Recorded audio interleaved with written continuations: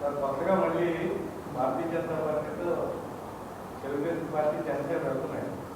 అంటే వాళ్ళు ప్రధానమైన ఎజెండాగా ఏది పెట్టుకుని వెళ్ళాలి ఇంకా బీజేపీ స్టాండ్ ఆప్ని ఆమోదిస్తుంది, శివసేన అటాచ్మెంట్ ఉంది, నితీష్ కుమార్ తీసుకుంది, ఆంధ్రప్రదేశ్ స్టాండ్ మార్చుకున్నారు సార్. ఎవరు బీజేపీ వాళ్ళ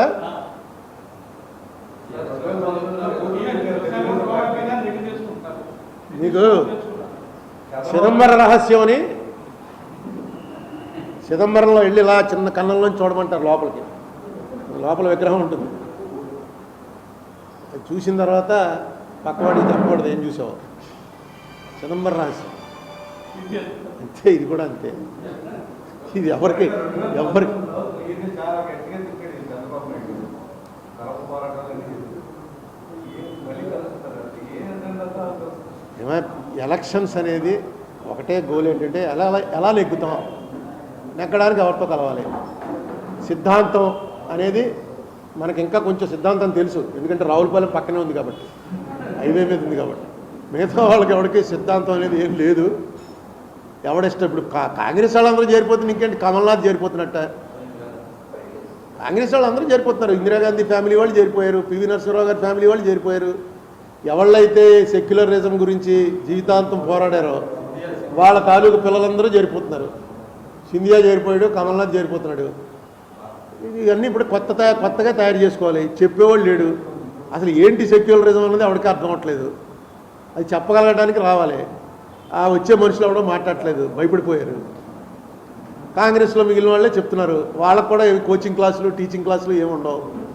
ఎవరికి ఎంత వస్తే అది చెప్తారు. ఇదో పెద్ద విపత్తు మనం ఎదుర్కోబోతున్నాం. దేశం అనేది ఒక పెద్ద విపత్తు ఎదుర్కోబోతున్నాం.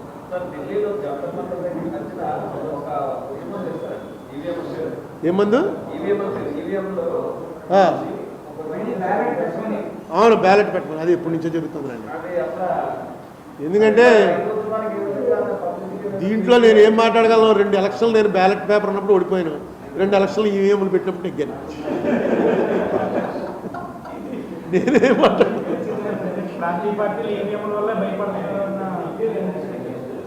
ఏమో, నాకెవరో ఒక బాగా పెద్ద ఆయన ఇందులో ఎక్స్పర్ట్ అమెరికాలో ఉంటాడు.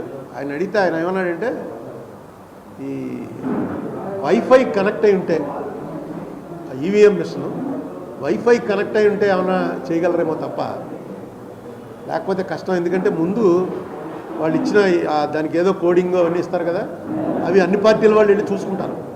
ఆ పార్టీలు కూడా ఎక్స్పర్ట్లనే పంపుతాయి. కాంగ్రెస్, తెలుగుదేశం, ఇది బీజేపీ వీళ్ళకి సంబంధించిన టెక్నికల్ ఎక్స్పర్ట్ని పంపుతాయి. మరి అక్కడ ఢిల్లీలో చూసుకుంటారో అక్కడ చూసుకుంటారో